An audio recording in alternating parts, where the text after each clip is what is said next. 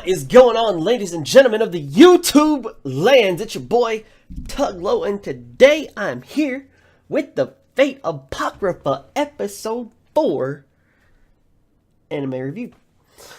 So basically in episode 4 we see the red team's berserker try to go in on their asses.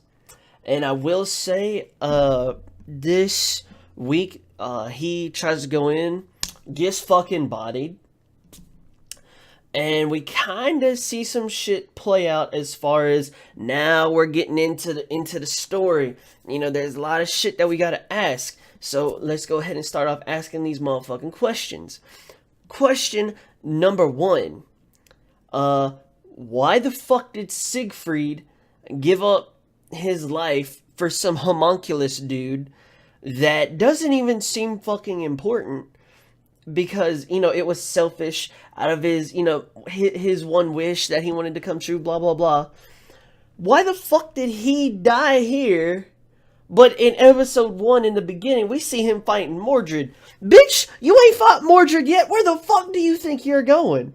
So it kind of leads me to wonder, will he be resummoned?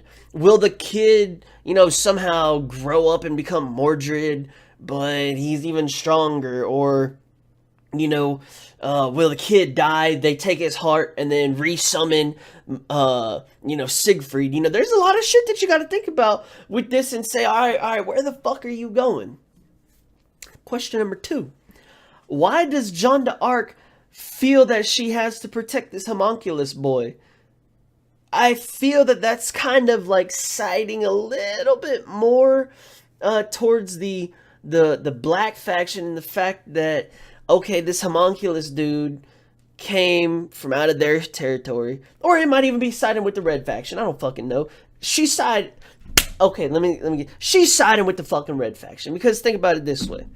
If she says she's going to protect this kid with her life, and the black faction is coming after her ass, if she's going to protect them, doesn't mean she got to whoop they asses?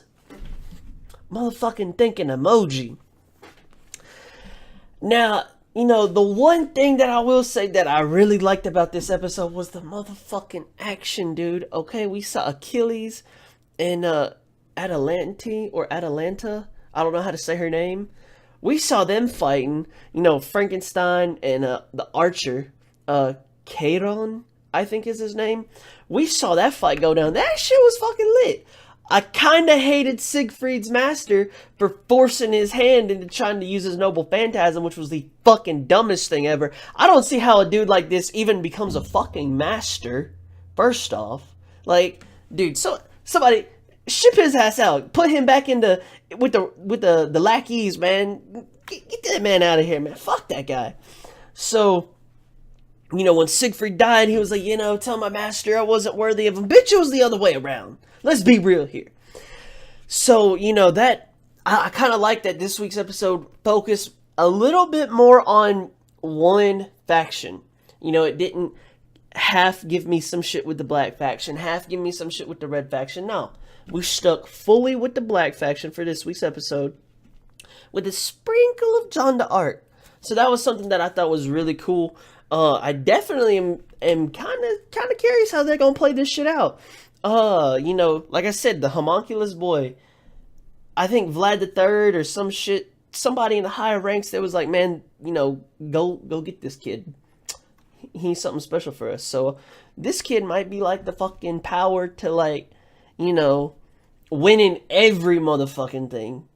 So, you know, I can see why that's kind of important. Maybe Jeanne d'Arc is gonna protect this boy because, you know, it would make the black faction OP as fuck, and then it would turn the tides for, you know, the black faction.